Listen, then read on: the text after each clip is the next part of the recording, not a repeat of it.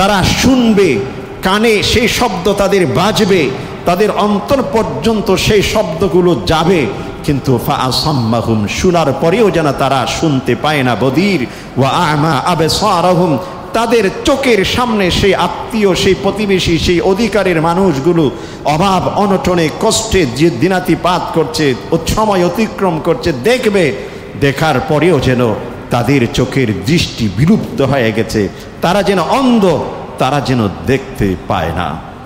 এই জন্য মুহতারাম সামিঈন, পরস্পরের সম্পর্ক, আত্মীয়তার সম্পর্ক, এটা অত্যন্ত গুরুত্বপূর্ণ একটি বিষয়।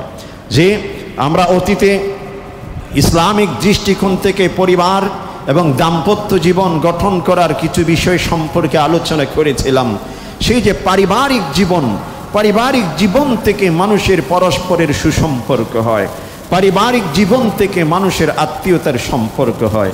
এই জন্য অতীতেও যেটা বলেছি, পারিবারিক জীবনে যে যত বেশি মজবুত, শক্তিশালী, শৃঙ্খলিত, সুন্দর, সামাজিক দৃষ্টিকোণ থেকে সে তত বেশি শৃঙ্খলিত, সুন্দর।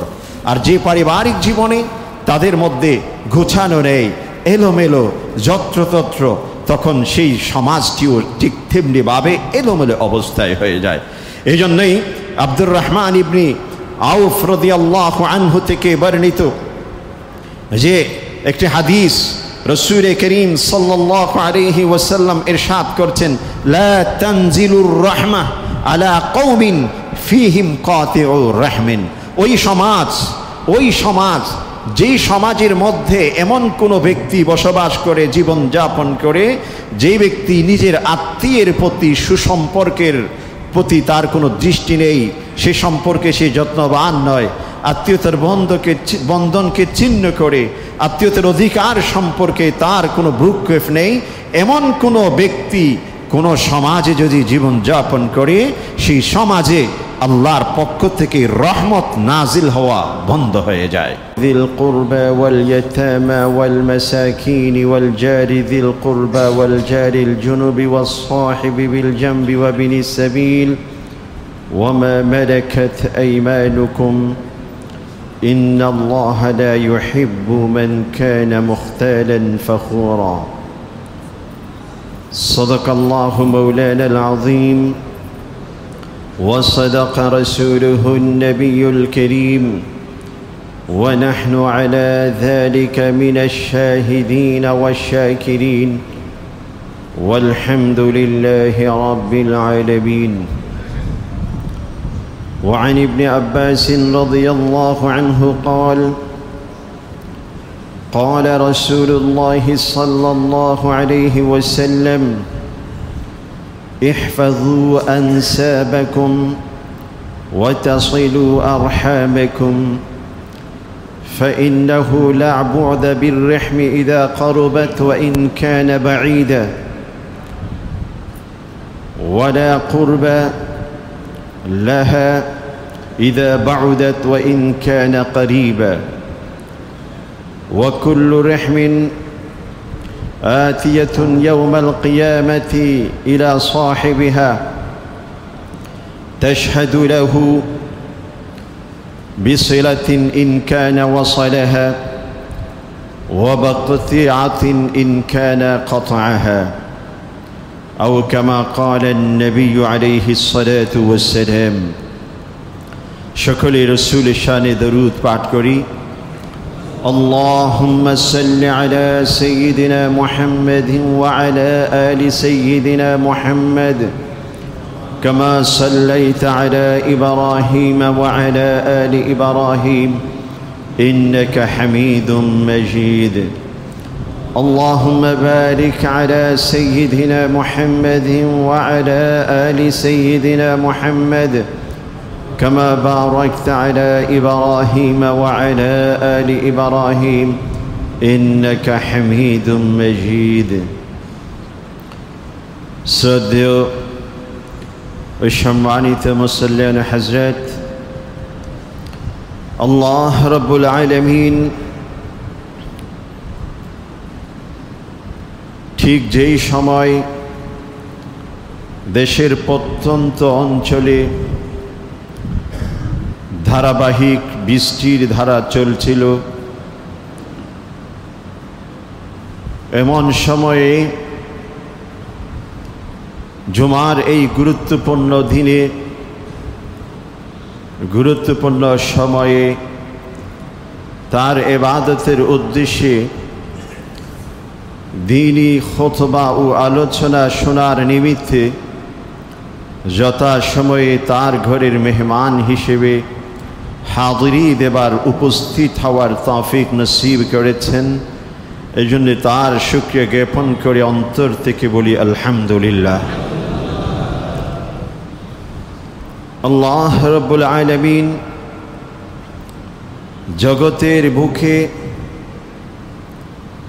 এই পৃথিবীকে আবাদ করার উদ্দেশ্যে যে মানব জাতিকে সৃষ্টি করেছেন, মানব সভ্যতার বিকাশ ঘটিয়েছেন, সেই মানব সভ্যতার পরস্পরের মাঝে আল্লাহ পাক এক গভীর সম্পর্কের উপাদান দান করেছেন। এই সম্পর্ক যেহেতু আল্লাহ প্রদত্ত, আল্লাহ পাক এই সম্পর্কের পিছনে অনেকগুলো বিষয় দিয়েছেন এবং সে সাথে সে সকল বিষয়গুলোর প্রতি যত্নবান হওয়ার জন্যে, সতর্ক হওয়ার জন্যে বারবার মানব জাতির দৃষ্টি আকর্ষণ করেছেন। এই জন্য বলা হয় এটাকে যে সমগ্র বিশ্বের আদম আলাইহিসসালাম থেকে শুরু করে পৃথিবী ধ্বংস হওয়া পর্যন্ত যত মানুষ পৃথিবীতে আসবেন, জন্ম গ্রহণ করবেন, পরস্পরের মধ্যে এক রক্তের সম্পর্ক, আত্মীয়তার সম্পর্ক রয়েছে। হয়তো প্রজন্মের পর প্রজন্মের দীর্ঘ সূত্রতার কারণ, দীর্ঘ পরিক্রমার কারণে হয়তো আমাদের অনেকের সাথে অনেকের পরিচয় নেই, অনেকের সাথে অনেকের যোগাযোগ নেই। ভাই কে আছেন? এই বাচ্চাটিকে একটু দেখেন। আমাদের ভলান্টিয়ার কে আছে? খাদেম। তো দীর্ঘ সূত্রতার কারণে অনেকের সাথে অনেকের পরিচয় নেই, যোগাযোগ নেই, কিন্তু গভীর শিকড় থেকে, সূত্র থেকে যদি পর্যালোচনা করা হয় তাহলে প্রতিটি মানুষ একে অপরের সাথে আত্মীয়তার সম্পর্ক রয়েছে। কিন্তু পৃথিবীর নিজাম, পৃথিবীর ব্যবস্থাপনার জন্যে আল্লাহ পাক মানুষের সেই আত্মীয়তার মধ্যে কিছু মাওরুসি সূত্রে, উত্তরাধিকার সূত্রে কারো অধিকার কত পরিমাণ, কত কাছাকাছির হবে তার একটি স্তর এবং একটি বিন্যাস আল্লাহ পাক সুন্দর সাজিয়ে দিয়েছেন। এজন্য আত্মীয় হওয়া সত্ত্বেও কোনো ব্যক্তি হয়তো আমার পরিচিত, প্রতিবেশী, বন্ধু, আবার কাউকে আমরা আত্মীয় হিসেবে আপন ঘরে, আপন গৃহে একসাথে বসবাস করি, লালন করি, আসা যাওয়ার মাধ্যমে সুসম্পর্ক আমরা রাখি। এই সম্পর্ক, এই বংশীয় পরিচয়, এই আত্মীয়তার বন্ধন, পরস্পরের এই সম্পর্ক আল্লাহ প্রদত্ত। আল্লাহ পাক এই জন্য বলছেন, হে মানব সকল, তোমাদের এই আত্মীয়তার বন্ধন, এই সম্পর্ককে তোমরা মজবুত করো। ফাআতি যাল কুরবা হাক্কাহ, যারা তোমার আত্মীয়, যারা তোমার সাথে রক্তের সম্পর্ক, একে অপরের উপর কিছু অধিকার আমি ন্যস্ত করেছি, অধিকার আমি নির্ধারণ করেছি, তোমরা সেই অধিকার সম্পর্কে সচেতন হও।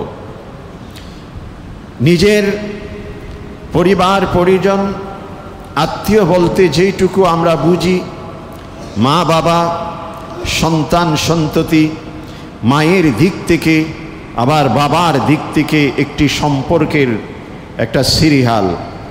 এই আলোকে আমরা আত্মীয় হিসেবে আমাদের পরস্পরের সম্পর্ককে মূল্যায়ন করি। আল্লাহ পাক বলছেন, প্রাথমিক পর্যায়ে সর্বপ্রথম নিজের যারা আত্মীয় তাদের অধিকার, তাদের হুকুক সম্পর্কে তুমি সচেতন হও, যথাযথ তাদের অধিকার আদায় করো। এরপর যদি সম্ভব হয়, ওয়াল মিসকিন, সামাজিক দৃষ্টিকোণ থেকে কোনো অভাবী ব্যক্তি যদি থাকে তাদের পাশে দাঁড়াও। এরপরেও যদি সম্ভব হয়, ওয়াবেনাস সাবিল, কোনো মুসাফির, কোনো আগন্তুক ব্যক্তি বিপদগামী হয়ে আছেন, মুখাপেক্ষী হয়ে আছেন, অভাবে আছেন, তার পাশে তুমি দাঁড়াও। আল্লাহ বলছেন যালিকা খায়র, এটা কল্যাণকর, এটা মানুষকে কল্যাণের দিকে, উন্নতি অগ্রগতির দিকে নিয়ে যাবে, মানুষের সম্পদে বৃদ্ধি করবে।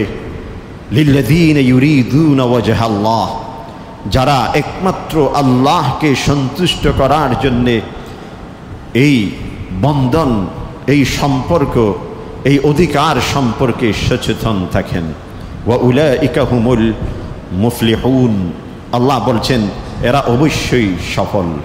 ইহজগৎ পরজগৎ উভয় জগতেই এরা সফল।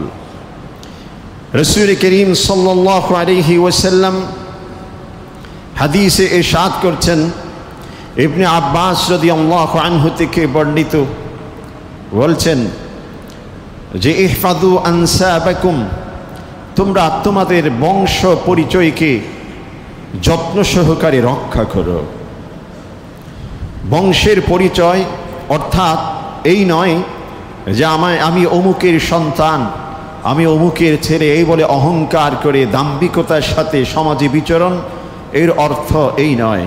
এর অর্থ হলো আমার সাথে যাদের বংশের পরিচয় সম্পর্ক রয়েছে তাদের সাথে আমার সম্পর্ককে যেন আমি অক্ষুণ্ণ রাখি, অটুট রাখি, সেটা যেন কখনো ছিন্ন না হয়, মুছে না যায়।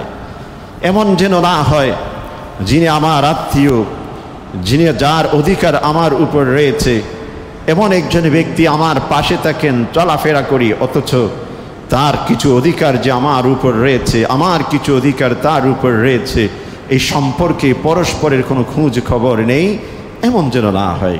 ইহফাযু আনসাবাকুম, একে যদি ইহফাযু আনসাবাকুম, এটার আরও একটি গুরুত্বপূর্ণ ব্যাখ্যা হলো এই যে তোমরা নিজের ভবিষ্যৎ প্রজন্মকে বংশীয় পরিচয় দিতে পারে এমনভাবে নির্মাণ করো। অর্থাৎ নিজের প্রজন্মের যে একটি ধারাবাহিকতা, এটাকে কখনো কলুষিত করো না, এটাকে কখনো দাগী করো না, এটাকে পবিত্র রাখো। অর্থাৎ দাম্পত্য জীবনের মাধ্যমে, বৈবাহিক জীবনের মাধ্যমে মানব সভ্যতা বিকাশের আল্লাহ পাক প্রতিটি মানুষের ভিতর ফিজিক্যাল যে কোয়ালিটি দিয়েছেন সেটাকে সেভাবে তোমরা মূল্যায়ন করো। অবমূল্যায়ন, অশ্লীলতার মাধ্যমে, যে আপনার অবৈধ সম্পর্কের মাধ্যমে তোমরা সেটাকে নষ্ট করো না। ইহফাযু আনসাবাকুম, নিজের বংশ, নিজের প্রজন্ম, এদেরকে হেফাজত করো, যত্ন সহকারে রক্ষা করো।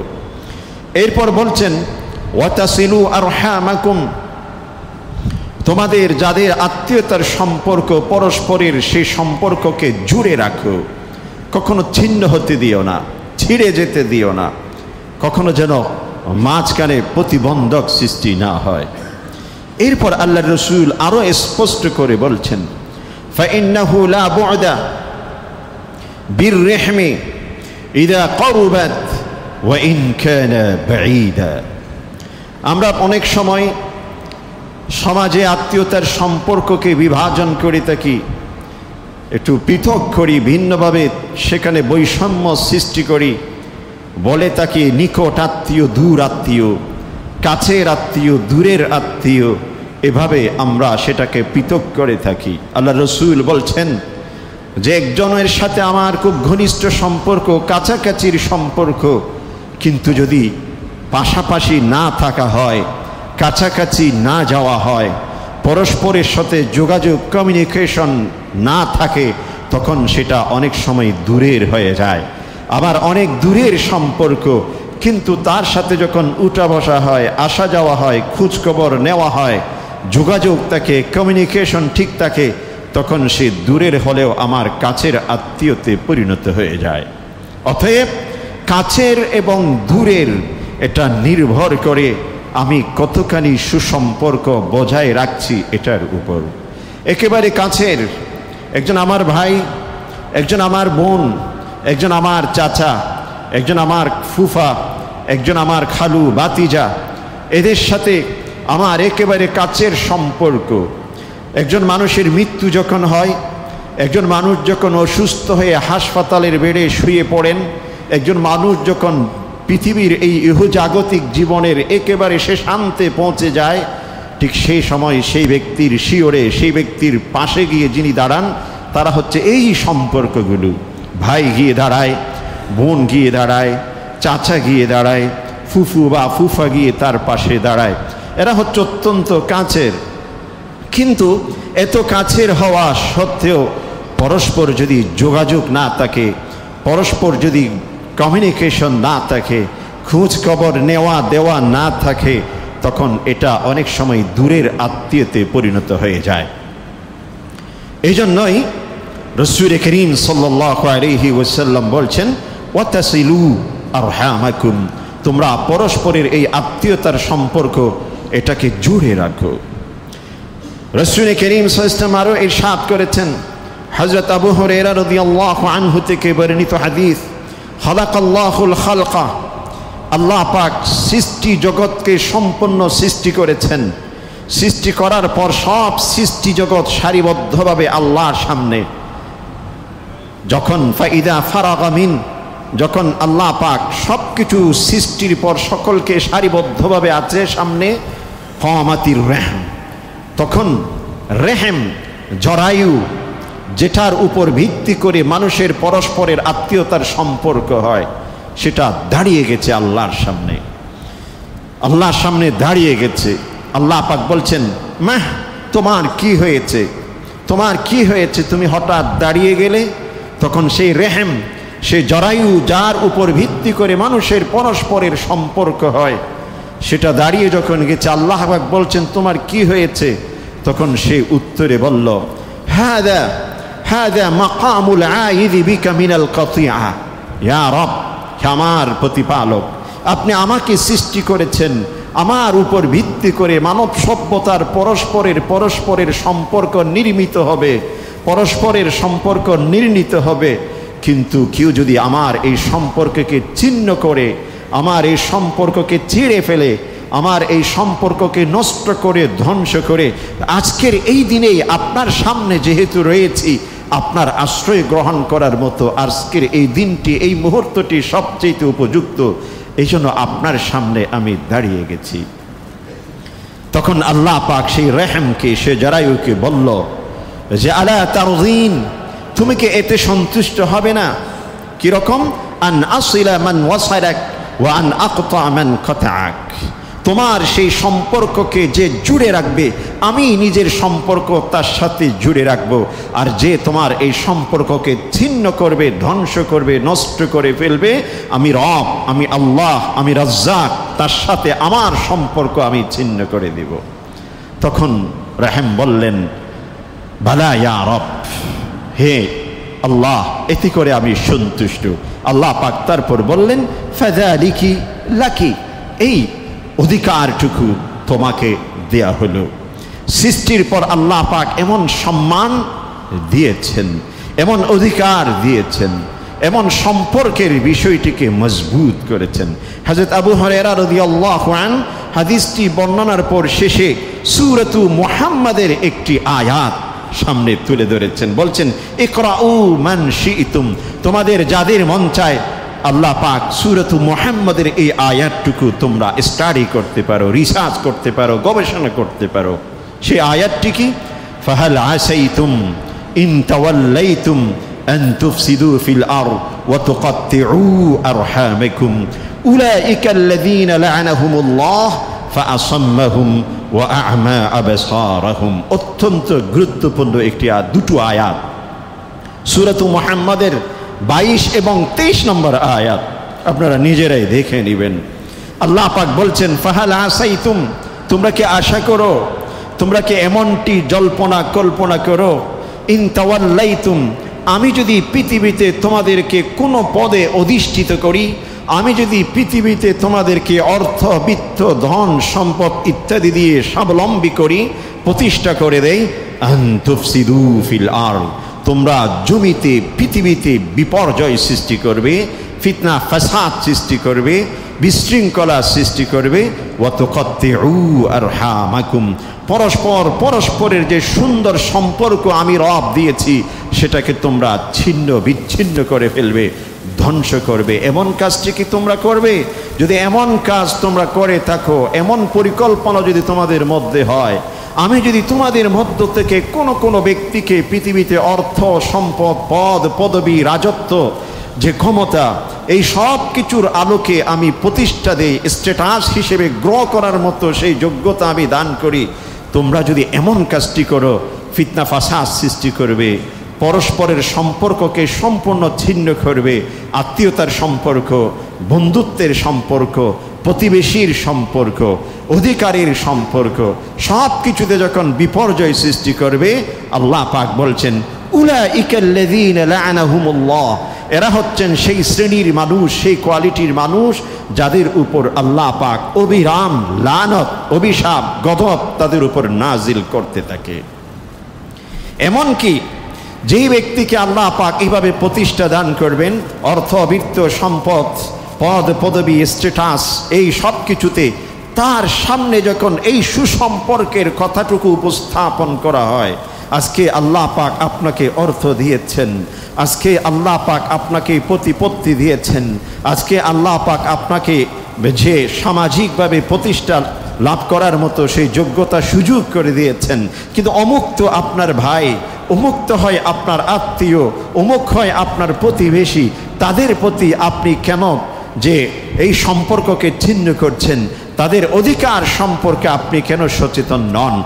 আল্লাহ পাক বলছেন, ফাআসাম্মাহুম ওয়া আ'মা আবসারাহুম, তারা শুনবে, কানে সেই শব্দ তাদের বাজবে, তাদের অন্তর পর্যন্ত সেই শব্দগুলো যাবে, কিন্তু ফাআসাম্মাহুম, শোনার পরেও যেন তারা শুনতে পায় না, বদির, ওয়া আ'মা আবসারাহুম, তাদের চোখের সামনে সেই আত্মীয়, সেই প্রতিবেশী, সেই অধিকারের মানুষগুলো অভাব অনটনে কষ্টে যে দিনাতিপাত করছে, সময় অতিক্রম করছে, দেখবে, দেখার পরেও যেন তাদের চোখের দৃষ্টি বিলুপ্ত হয়ে গেছে, তারা যেন অন্ধ, তারা যেন দেখতে পায় না। এই জন্য মুহতারাম সামিঈন, পরস্পরের সম্পর্ক, আত্মীয়তার সম্পর্ক, এটা অত্যন্ত গুরুত্বপূর্ণ একটি বিষয়। যে আমরা অতীতে ইসলামিক দৃষ্টিকোণ থেকে পরিবার এবং দাম্পত্য জীবন গঠন করার কিছু বিষয় সম্পর্কে আলোচনা করেছিলাম। সেই যে পারিবারিক জীবন থেকে মানুষের পরস্পরের সুসম্পর্ক হয়, পারিবারিক জীবন থেকে মানুষের আত্মীয়তার সম্পর্ক হয়। এই জন্য অতীতেও যেটা বলেছি, পারিবারিক জীবনে যে যত বেশি মজবুত, শক্তিশালী, শৃঙ্খলিত, সুন্দর, সামাজিক দৃষ্টিকোণ থেকে সে তত বেশি শৃঙ্খলিত, সুন্দর। আর যে পারিবারিক জীবনে তাদের মধ্যে গোছানো নেই, এলোমেলো, যত্রতত্র, তখন সেই সমাজটিও ঠিক তেমনিভাবে এলোমেলো অবস্থায় হয়ে যায়। এই জন্যই আব্দুর রহমান ইবনে আউফ রাদিয়াল্লাহু আনহু থেকে বর্ণিত যে একটি হাদিস, রাসূল করিম সাল্লাল্লাহু আলাইহি ওয়াসাল্লাম ইরশাদ করছেন, লা তানজিলুর রাহমাহ আলা কওমিন ফীহিম কাতিউর রাহমিন।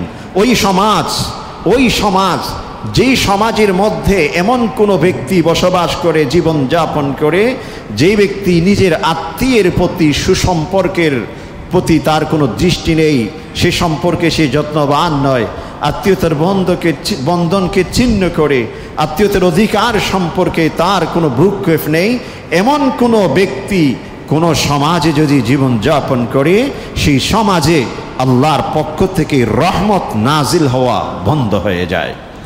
এজন্যই পারিবারিক জীবন থেকেই সমাজ, আর সামাজিক যে ঐক্য, সামাজিক যে আল্লাহর পক্ষ থেকে রহমতের প্রাপ্তি, এটা অনেকটা পারিবারিক জীবন থেকেই সূচিত হয়। এজন্যই আত্মীয়তার বন্ধন অত্যন্ত গুরুত্বপূর্ণ একটি বিষয়। আল্লাহ পাক সূরাতুন নিসার মধ্যে আরও ইরশাদ করছেন, ওয়া'বুদুল্লাহ ওয়ালা তুশরিকু বিহি শাইআ ওয়া বিল ওয়ালিদাইনি ইহসানা ওয়া বিযিল কুরবা। একটা ধারাবাহিক পৃথিবীতে যে অধিকারের একটি ধারাবাহিক তালিকা আল্লাহ পাক তুলে ধরেছেন। সর্বপ্রথম বলছেন ওয়া'বুদুল্লাহ, যে যিনি তোমাদেরকে সৃষ্টি করেছেন, মহান স্রষ্টা আল্লাহ পাকের ইবাদত করো, এটা তার অধিকার। সৃষ্টি হিসেবে পৃথিবীতে আমরা জীবন যাপন করছি, পৃথিবীতে জন্ম লাভ করেছি, পৃথিবীতে আমরা এসেছি, একটি হায়াত আল্লাহ পাক আমাদের দিয়েছেন। এই হায়াত যারা পেয়েছেন, প্রতিটি মানুষের উপর সর্বপ্রথম যেই অধিকারটুকু আল্লাহর, সেটা হচ্ছে ওয়া'বুদুল্লাহ, এক আল্লাহর ইবাদত করা। শুধু ইবাদত নয়, ওয়ালা তুশরিকু বিহি শাইআ, তার ইবাদতের মধ্যে পৃথিবীর অন্য কোনো সৃষ্টিকে অংশীদার করা যাবে না। যে আমি আল্লাহর ইবাদত করছি কোনো মানুষকে দেখাবার জন্যে, আল্লাহর ইবাদত করছি কোনো মানুষকে খুশি করার জন্যে, আল্লাহর ইবাদত করছি অন্য কোনো ব্যক্তির পক্ষ থেকে সম্মান, শ্রদ্ধা, উপঢৌকন ইত্যাদি পাবো বলে, এমন কোনো কিছুর মাধ্যমে তোমরা ওয়ালা তুশরিকু বিহি শাইআ, অথবা আল্লাহর কাছে যেমনটি সেজদা করি পৃথিবীর অন্য সৃষ্টি জগতের সামনে গিয়েও সেজদা করি, এমনটি ডবল স্ট্যান্ডার্ডিং যেন না হয়। শুধুমাত্র এক আল্লাহর ইবাদত হতে হবে, সেখানে অন্য কাউকে অংশীদার করা যাবে না। প্রতিটি বান্দার উপর, প্রতিটি মানুষের উপর এটা আল্লাহর অধিকার। এরপর দ্বিতীয় অধিকার সম্পর্কে বলছেন ওয়াবিল ওয়ালিদাইনি ইহসানা, তোমার মা বাবার প্রতি তুমি যত্নবান হও। আল্লাহর পরে যাদের স্থান দিয়েছেন ওয়ালিদাইন, ফাদার এন্ড মাদার, প্যারেন্টস, মা বাবার অধিকার। এরপর মা বাবা থেকে সূত্রপাত হয়ে যে সম্পর্ক, আত্মীয়তা, ওয়াবিযিল কুরবা, ওয়াবিযিল কুরবা। দেখুন, একজন মানুষের জীবনের যখন পৃথিবীতে একজন ব্যক্তি আসে, সে যখন মায়ের গর্ভে তার যখন সূচনা হয়, এখানে সম্পূর্ণ আল্লাহর কুদরতি নিজাম সেখানে কাজ করে। কিভাবে একজন ব্যক্তি একটি যে নিকৃষ্টতম একটি ফোঁটা থেকে সে মানুষের রূপ ধারণ করছে, সম্পূর্ণ কুদরতি নিজাম, কুদরতি প্রসেস আল্লাহ পাক সেগুলোকে পরিচালনার মাধ্যমে ডে বাই ডে গ্রহ হওয়ার পর যে 9 মাস 10 মাস পর পৃথিবীতে আমরা আলো দেখি। একদিকে আল্লাহ পাকের নিজাম, আরেকদিকে যে স্থানটুকু, যে মাকামটুকু, যে জায়গাটি আল্লাহ পাক নির্বাচন করেছেন, সেটা হচ্ছে মায়ের গর্ভাশয়, সেটার মাধ্যমে পৃথিবীতে আসছেন। অতএব সর্বপ্রথম আল্লাহর অধিকার, অতঃপর মা এবং বাবার অধিকার। এবং এই সব কিছুর পিছনে যারা লালন পালন করার দৃষ্টিকোণ থেকে, স্নেহ, মায়া, মমতা, এই সব কিছুর দৃষ্টিকোণ থেকে যারা কাজ করে, আত্মীয় স্বজন। এরপর বলছেন আত্মীয়ের অধিকার ওয়াবিযিল কুরবা। এরপর তোমাদের আত্মীয় স্বজনের প্রতি তোমরা ইহসান পরায়ণ হও, তাদের প্রতি তোমরা যত্নবান হও। এজন্য আত্মীয়তার সম্পর্ক এটা খুবই খুবই গুরুত্বপূর্ণ। রাসূল করিম সাল্লাল্লাহু আলাইহি ওয়াসাল্লাম আরও ইরশাদ করছেন, মান কানা ইউমিনু বিল্লাহি ওয়াল ইয়াউমিল আখির, 3টি উপদেশ দিয়েছেন এই দুটো শর্তের সাথে। যে ব্যক্তি আল্লাহ এবং পরকালে বিশ্বাসী, তার জন্য 3টি উপদেশ দিয়েছেন। সত্যিকার অর্থে একজন ব্যক্তি যদি আল্লাহ এবং পরকালে বিশ্বাস করে, সেটার সিমটম কি, সেটা বুঝবো কিভাবে? একজন ব্যক্তি মৌখিকভাবে বললেন আমি আল্লাহকে বিশ্বাস করি, আমি পরকাল অর্থাৎ হিসাব নিকাশের দিনের প্রতি বিশ্বাস করি, এমন কোনো ব্যক্তি মৌখিকভাবে স্বীকৃতি দিলেন, কিন্তু সেটার নিদর্শন কি? আল্লাহ রসুল এক হাদিসের মধ্যে 3টি বিষয়কে সামনে নিয়ে এসেছেন। এই 3টি বিষয় যদি কোনো ব্যক্তির মধ্যে পাওয়া যায়, তাহলে বোঝা যাবে এই ব্যক্তি আল্লাহর প্রতি বিশ্বাস করে, এই ব্যক্তির মধ্যে পরকালের প্রতি বিশ্বাস রয়েছে।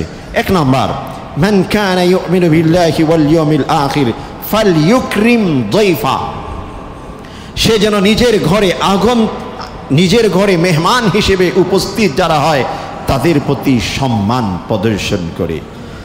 এরপর বলছেন মান কানা ইউমিনু বিল্লাহি ওয়াল ইয়াউমিল আখির ফালইয়াসিল রাহমা, যে ব্যক্তি আল্লাহ এবং পরকালের প্রতি বিশ্বাস করে সে ব্যক্তি আত্মীয়তার বন্ধনকে যেন বজায় রাখে, মজবুত করে।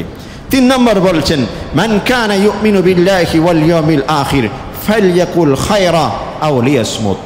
সে যেন কল্যাণকর কথা বলে, অকল্যাণমুখী কোনো গল্প, কোনো আলাপ আলোচনা, কোনো কথা, কোনো বক্তব্য, উক্তি, উপস্থাপনা এই সব কিছু যেন পরিহার করে।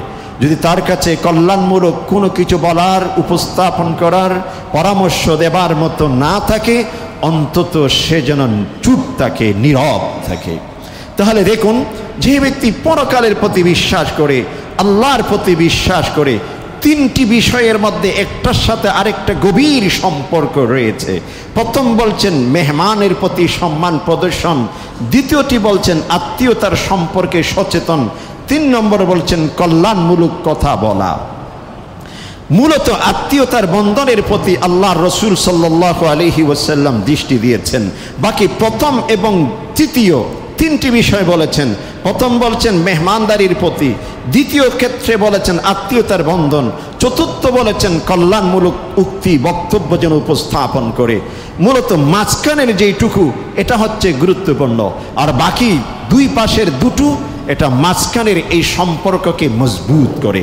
অর্থাৎ কোনো ব্যক্তি যদি আত্মীয়তার বন্ধনকে মজবুত করতে যায়, কোনো ব্যক্তি যদি আত্মীয়তার বন্ধন ছিন্ন হয়ে যাক এমনটি না চায়, তাহলে সেই ব্যক্তি নিজের ঘরে যখন মেহমান আসে তাদের প্রতি যত্নবান হয়, তাদেরকে যথাযথ সম্মান প্রদান না। যে আমার ঘরে আমার ভাতিজা আসলো, আমার ঘরে আমার ভাই বহুদিন পর মেহমান হিসেবে উপস্থিত হলো, আমার ঘরে আমার মামা, আমার খালু, আমার ফুফু বা আমার অন্য কোনো আত্মীয় আমার ঘরে মেহমান হিসেবে এসেছেন, আমার কপালে একটি ভাঁজ পড়ে গেল যে কি করা যায়, কেন আসলেন, এতদিন পর কি উদ্দেশ্যে এসেছেন, সেখানে কারণ খোঁজাখুঁজি, সেখানে পিছনে কি কি হতে পারে, এই সব কিছু সম্পূর্ণ বাদ দিয়ে নিঃশর্তে তিনি আমার ঘরের মেহমান। আমাদের দেশের একটি কথা প্রচলন রয়েছে যে জামাইয়ের সাথে যদি ঘরের মধ্যে চোরও আসে, সে চোরকে সম্মান প্রদর্শন করতে হয়। তাকে বলা যাবে না যে তুমি না সেদিন আমার ঘরে চুরি করার জন্য আমার ঘরের অমুক দেয়াল ছিদ্র করে প্রবেশ করেছিলে, এমনটি বলা যাবে না। ঘরে যখন দেখা যায় বিয়ের অনুষ্ঠানে স্টেজে জামাইয়ের পাশে বসে গেছে এক চোর, জামাইয়ের সম্মানার্থে চোরের পরিচয় দেওয়া যাবে না, বরং তাকে আপাতত জামাইয়ের খাতিরে সম্মান তাকে দিতে হবে। তার বিচার আলাদা আলাদা প্রসিকিউশন তার জন্য রয়েছে, সেটা ভিন্ন বিষয়। কিন্তু আত্মীয়তার বন্ধন, সম্পর্ক, মেহমানের প্রতি যত্নবান হওয়া এটা অত্যন্ত গুরুত্বপূর্ণ। তো প্রথম বলছেন ফাল ইউক্রিম দাইফা, যে তোমরা মেহমানের প্রতি যত্নবান হও। কারণ কোনো ব্যক্তি যদি মেহমানকে সম্মান প্রদর্শন করার অ্যাটিটিউড, মেহমানকে সম্মান প্রদর্শন করার যে মানার, মেহমানকে সম্মান প্রদর্শন করার ভদ্রতা, সভ্যতা কোনো ব্যক্তির অন্তরে যদি থাকে, অটোমেটিক্যালি এরপরের যে অংশটুকু বলেছেন আত্মীয়তার বন্ধনকে মজবুত করো, সেই সম্পর্কে যত্নবান হও, সেটা অটোমেটিক্যালি প্রতিষ্ঠা হয়ে যাবে। একই সাথে 3 নম্বর কল্যাণমূলক কথা বলো। যখন আমরা আলাপচারিতাতে বসি, যখন আমরা গল্প গুজব করতে বসি, যখন আমরা একে অপরের সাথে কথোপকথন করি, তখন এমন কোনো ঠাট্টা বিদ্রুপ না করা, এমন কোনো বক্তব্য, এমন কোনো বিষয় উপস্থাপন না করা যাতে করে পরস্পরের সম্পর্ক ছিন্ন হয়ে যায়। আর এটা যখন আমরা লক্ষ্য রাখবো, এই বিষয়ে সম্পর্কে যখন আমরা যত্নবান হব, অটোমেটিক্যালি আত্মীয়তার বন্ধন অক্ষুণ্ণ থাকবে। এভাবে রাসূল করিম সাল্লাল্লাহু আলাইহি ওয়াসাল্লাম হাদিসের মধ্যে এই বিষয়টি তুলে ধরেছেন। আরও ইরশাদ করছেন রাসূল করিম সাল্লাল্লাহু আলাইহি ওয়াসাল্লাম, বলছেন ক্বাল আল্লাহু তাবারাকা ওয়া তাআলা, আল্লাহ বলছেন আনার রহমান, আমি হলাম করুণাময়, আমি হলাম অসীম দয়ালু। খালাকতুর রেহমা, এই যে রেহেম, এই যে জরায়ু, এই যে আত্মীয়তার সম্পনের শিকড় যেটা, এটা আমার রহমানের রা হা মিম, এই রুট অফ ওয়ার্ড থেকে, মূল শব্দ ধাতু থেকে এই রেহাম শব্দটিকে আমি সৃষ্টি করেছি। আরো বলছেন যে ওয়াসাম্মাইতু লাহা ইসমাম মিন ইসমি, আমি ওয়াশাক্কাকতু লাহা ইসমাম মিন ইসমি, আমার নাম থেকে বের করে এই রেহেম যেটার উপর ভিত্তি করে পরস্পরের সম্পর্ক হয়, এটাকে আমি নামকরণ করেছি। ফামান ওয়াসালাক অতএব তোমার সাথে ভিত্তি করে, তোমার উপর ভিত্তি করে আত্মীয়তার সম্পর্ককে যে মজবুত করবে, ওয়াসালতু, আমি আমার সম্পর্ক তার সাথে মজবুত করব। ওমান কতাকি, আর তোমার সম্পর্ককে যে ছিন্ন করবে, বাতাত্তু, আমি তার সাথে আমার সম্পর্ককে সম্পূর্ণরূপে ছিন্ন করে ফেলব। এই জন্য মুহতারাম সামিঈন, আত্মীয়তার সম্পর্ক এটা অত্যন্ত গুরুত্বপূর্ণ। আমাদের যেই সমস্ত কারণে মানুষের আত্মীয়তার সম্পর্কগুলো নষ্ট হয়, এক নম্বর হচ্ছে অজ্ঞতার কারণে, মূর্খতার কারণে, জ্ঞান না থাকার কারণে। শব্দগুলো শুনতে আমাদের খারাপ লাগে, যে অজ্ঞতা, মূর্খতা, অজ্ঞান, এই শব্দগুলো শুনতে আমাদের খারাপ লাগে। যে আমি গত কোরবানির সময় যখন যে আপনার পশুর বাজারে গেলাম, এটি ছাগল গরু কিনবো, গরু টরু কেনার পর দুটো ছাগল কেনার প্রয়োজন। তো একজন ছাগল ব্যাপারী, তিনি মাশাআল্লাহ সুন্দর দুটো ছাগল তার কাছে গেলাম, দাম জিজ্ঞাসা করার এক ফাঁকে সে একটি কথা বলল যে আমি তো মূর্খ মানুষ, কিছু বুঝি টুঝি না, আপনি যেটা মনে করবেন। এভাবে সে নিজেকে উপস্থাপন করতেছিল যে আমি তো মূর্খ মানুষ। এই শব্দটি যখন সে বলল, তাকে আমি বললাম, ভাই, ছাগল লালন পালন, ছাগল সম্পর্কে আপনি হচ্ছেন মহাবিজ্ঞানী, আপনি হচ্ছেন সবচেয়ে বড় পণ্ডিত, এই সম্পর্কে আমি মূর্খ, আপনি কেন মূর্খতার কথা বলবেন? যে যেই বিষয়টি জানে সে সেই বিষয়টি সম্পর্কে জ্ঞানী, যে যেই বিষয়টি জানে না সে সম্পর্কে সে মূর্খ, সে সম্পর্কে সে অজ্ঞ, সে সম্পর্কে তার জ্ঞান নেই, সে সম্পর্কে সে জাহেল। আত্মীয়তার বন্ধন যে একটি গুরুত্বপূর্ণ অধ্যায়, এটা একটি ইবাদত, এই সম্পর্কে যে ব্যক্তির জ্ঞান নেই সে ব্যক্তি ওই সম্পর্কে অশিক্ষিত, সে ব্যক্তি ওই সম্পর্কে তার জ্ঞান নেই, সে ব্যক্তি ওই সম্পর্কে জাহেল। তার এই জেহালতের কারণে, তার এই অজ্ঞতার কারণে ওই ব্যক্তি আত্মীয়তার সম্পর্ক নিয়ে এত বেশি তার সচেতনতা নেই, সে অসচেতন, সে সতর্ক নন। এই জন্য এই সম্পর্কে আত্মীয়তার বন্ধনকে যারা ছিন্ন করে, তার অন্যতম কারণ হচ্ছে অজ্ঞতা। আমাদের শিক্ষার ক্ষেত্রে, আমাদের এডুকেশন, এখানে আত্মীয়তার বন্ধনের যে একটি শিক্ষা রয়েছে, এটা যে একটি ইবাদত, এটা যে একটি গুরুত্বপূর্ণ চ্যাপ্টার মানুষের জীবনে, মানব সভ্যতার জীবনে, এটা কিন্তু ইবাদত হিসেবে আল্লাহর পক্ষ থেকে আল্লাহ প্রদত্ত যে একটি গুরুত্বপূর্ণ বিষয়। এটা আমার নিজেকে জ্ঞান অর্জন করতে হবে, আমার পারিবারিকভাবে আমার সন্তানদের, আমার ভবিষ্যৎ প্রজন্মের মধ্যে এই জ্ঞানটুকু ধারাবাহিকভাবে আমাকে দিয়ে যেতে হবে। এটা দেওয়ার কি পদ্ধতি? এটা দেওয়ার পদ্ধতি বিভিন্ন রকম। তার মধ্যে একটি অন্যতম হলো আত্মীয়তার সাথে পরস্পরের সম্পর্ক বজায় রাখার ক্ষেত্রে নিজের সন্তান সন্ততি এদের সাথে পরিচয় রাখা। যে আমার সন্তান বিশ্বের অন্য প্রান্তে পড়াশোনা করে, সে আমাকে চিনে, আমার স্ত্রীকে চিনে, তার মা বাবা দুজন ছাড়া পৃথিবীর আর কাউকে সে চিনে না। তার যে আরেকটি ভাই রয়েছে তার সাথে তার কোনো পরিচয় নেই, তার একটি চাচাতো ভাই রয়েছে, তার একটি ফুফাতো ভাই রয়েছে, তার একজন ফুফা রয়েছে, তার একজন চাচা রয়েছে, তার সাথে তার কোনো পরিচয় নেই।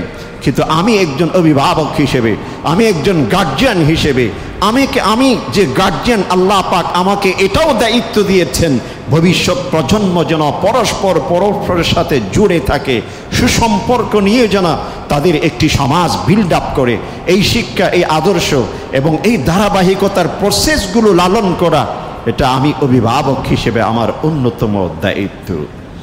আরেকটি বিষয়, যে আত্মীয়তার সম্পর্ক ছিন্ন কেন হয়, এটা হচ্ছে কোনো মানুষ যখন মৃত্যুবরণ করে, তার রেখে যাওয়া সম্পদের সুষ্ঠুভাবে এবং ন্যায়সঙ্গত এবং যথা সময়ে বন্টন না হওয়ার কারণে আত্মীয়তার বন্ধন ছিন্ন হয়। দুটো বিষয়, একটি হচ্ছে ইনসাফ ভিত্তিক বন্টন, দ্বিতীয় হচ্ছে সময় অনুযায়ী বন্টন।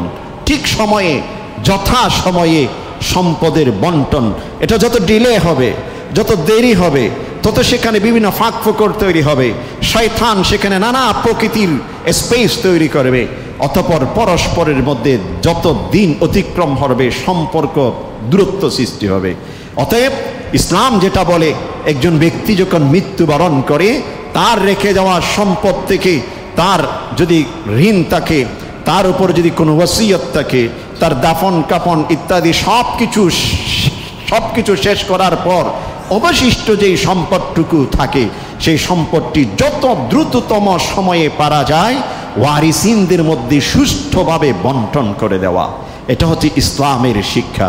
এখন আমাদের সমাজে যেটা হয়, আমরা যে কাজটি করে থাকি সেটা হলো, একজন ব্যক্তি যখন মৃত্যুবরণ করে সুখের সময়, ব্যথার সময়, বিষণ্ণতার এই মুহূর্তে সম্পদ বন্টন নিয়ে যদি বসি, সমাজ কি বলবে, মানুষ কি বলবে, এই কথা পর প্রথম দিন গেল, দ্বিতীয় দিন গেল, সপ্তাহ গেল, মাস গেল, এক একজন ওয়ারিসিন দেশের বিভিন্ন প্রান্তে অথবা দেশের বাহিরে বিভিন্ন জায়গায় চলে গেলেন, একত্রিত হওয়ার সম্ভাবনা থাকে না।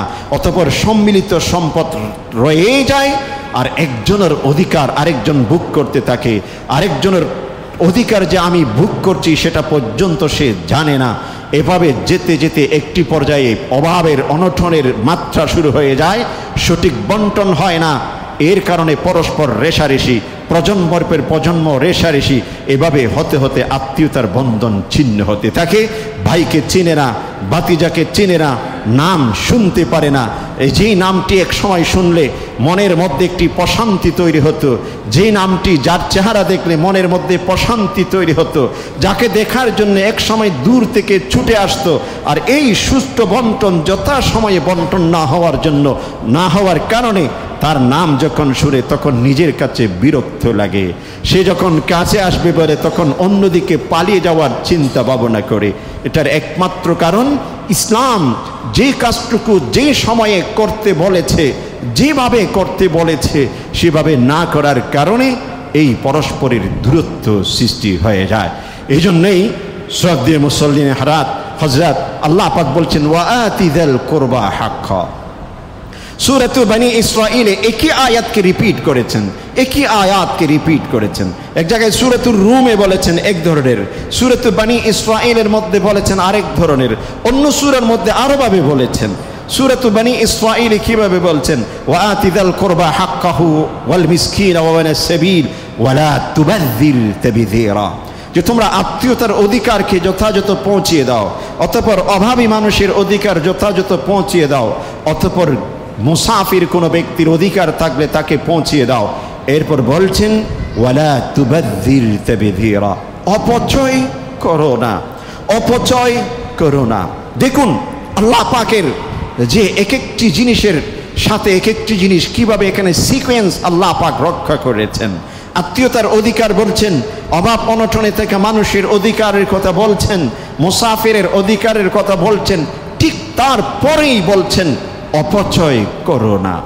আমরা যখন কোনো রেস্টুরেন্টে বসি, আমরা যখন কোনো ভ্রমণে যাই, নিজের বন্ধুর ছেলে, বন্ধুর স্ত্রী, বন্ধুর মেয়ে, যার আমার উপর তেমন কোনো অধিকার নেই, শুধুমাত্র সৌজন্যবোধ, শুধুমাত্র ভদ্রতা, অধিকার বলতে আমার উপর নেই, তার পিছনে আমি অনেক টাকা খরচ করি। আমার ঘরে যখন বন্ধু হিসেবে অন্য কোনো ব্যক্তি আসে মেহমান হিসেবে, একে মেহমানদারি করা, সম্মান প্রদর্শন, এটা ইসলাম বলেছেন।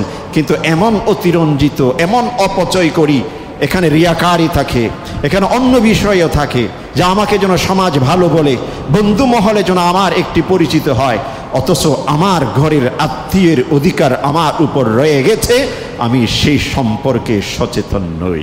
আল্লাহ পাক সিকোয়েন্স এত সুন্দর করে বিন্যস্ত করেছেন, ওয়ালা তুবাযযির তাবযীরা ইন্নাল মুবাযযিরিন, এরপর বলছেন ইন্নাল মুবাযযিরিন কানু ইখওয়ানাশ শায়াতিন ওয়া কানা আশ-শাইতানু লিরাব্বিহি কাফুরা। আর যারা নাকি এভাবে অপচয় করে এরা হচ্ছে শয়তানের ভাই, কারণ অপচয়কারীদের মধ্যে এক ধরনের রিয়া, লোক দেখানো বিষয় কাজ করে, এবং সঠিক যেই জায়গাতে ব্যয় করার বিষয় সেখানে কিন্তু তারা ব্যয় করে না, দেখুন যখন কোনো মসজিদে কোনো ব্যক্তিকে কিছু সহযোগিতা করার কথা বলা হয়ে থাকে, তিনি একেবারে ঘুটিয়ে পড়ে, একেবারে সংকুচ হয়ে যায়, আমার ওই দিকে সমস্যা, এই দিকে সমস্যা, ওই দিকে সমস্যা। অথচ তাকে যদি কোনো একটি বিয়ের অনুষ্ঠানে যে আপনার বিয়ে করতে বলা হয়, অথচ কোনো মেয়ে যদি বিয়ে দেয়, সে মেয়ের পরিবারের পক্ষ থেকে মেহমানদারি করে, লোক গণনা করে সংখ্যা হিসেবে বরের পক্ষ থেকে যদি হায়ার করে এভাবে সেটা মেহমানদারি হয়, ইসলাম সেটাকে সম্পূর্ণভাবে নিষেধ করেছেন। সম্পূর্ণ নিষেধ করেছেন। কিন্তু আমরা সেটা কেন করি? সমাজ কি বলবে, আমাকে কৃপণ বলবে। অথচ ওই কৃপণতা থেকে বের হওয়ার জন্য আল্লাহ পাক অনেকগুলো খাত, অনেকগুলো জায়গা স্পষ্ট করে দিয়েছেন, সেই সম্পর্কে আমার কোনো দৃষ্টি নেই। যেখানে আল্লাহ পাক নিষেধ করেছেন, যেখানে আল্লাহ পাক না করেছেন, যেখানে ব্যয় করলে আল্লাহ অসন্তুষ্ট হবেন বলে দিয়েছেন, আমি সেখানে ব্যয় করতে পছন্দ করি। একমাত্র একটি কারণ, শয়তানি ওয়াসওয়াসা। শয়তান একটি জিনিসকে ডাইভার্ট করে অন্য জায়গায় নিয়ে যেতে পছন্দ করে, যাতে করে আমার ইবাদত, আমার আমল, আমার সকল কাজের মধ্যে একটা ভিন্নতা চলে আসে, গ্রহণযোগ্যতা হারিয়ে ফেলে। আল্লাহর কাছে যেন সেই আমলটুকু কবুল না হয়, গ্রহণযোগ্যতা হারিয়ে ফেলে, এই পরিকল্পনা শয়তান সবসময় করতে থাকে। হাদিয়া, তোহফা, আত্মীয় স্বজন একে অপরকে যে গিফট আদান প্রদান, এটা কিন্তু অত্যন্ত গুরুত্বপূর্ণ, যেটার মাধ্যমে দূরত্ব কমে যায়, এটার মাধ্যমে পরস্পরের সুসম্পর্ক হয়। কারণ যে একজন ব্যক্তি যখন একজন ব্যক্তিকে হাদিয়া দেয়, তখন সেটার মাধ্যমে রাসূল করিম সাল্লাল্লাহু আলাইহি ওয়াসাল্লাম বলছেন, তাহাদু তাহাবু, তোমরা একে অপরকে হাদিয়া দাও, এতে করে পরস্পরের হৃদ্যতা, পরস্পরের মহাব্বত, মায়া, মমতা, সম্প্রীতি বৃদ্ধি পাবে। এই হাদিয়া দেওয়া, তোহফা দেওয়া, উপহার দেওয়া, এটা কিন্তু একটি গুরুত্বপূর্ণ আমল। এতে করে কিন্তু কোনো যে এটার উপর ইসলাম একেবারে জোর দেয়নি, এমন না আমাকে দিতেই হবে, বরং এটা যতটুকু সম্ভব দেওয়া। এই সেক্টরে গিয়ে যেন কৃপণতা অবলম্বন করা না হয়, এই সেক্টরে যেন কৃপণতা অবলম্বন করা না হয়। এই জন্য রাসূল করিম সাল্লাল্লাহু আলাইহি ওয়াসাল্লাম আরেক হাদিসের মধ্যে বলেছেন, সালাতুন মুহলিকাত, তিনটি জিনিস মানুষকে ধ্বংস করে দেয়, তার মধ্যে অন্যতম বলেছেন সুহম্মতা, এমন চরম কৃপণতা যেটাকে মানুষ অনেক সময় অনুসরণ করে বসে। এই ধরনের কৃপণতা অর্জন করা যাবে না, অবলম্বন করা যাবে না, বরং হাদিয়া, তোহফা যতটুকু সম্ভব একে অপরকে দেওয়া। অনেক সময় আমরা মনে করি যে একজন ব্যক্তির কাছে আমি যাচ্ছি, ওনার কাছে আমি একটি ছোট্ট হাদিয়া নিয়ে যাব, এইটুকু তার কি কাজে আসবে?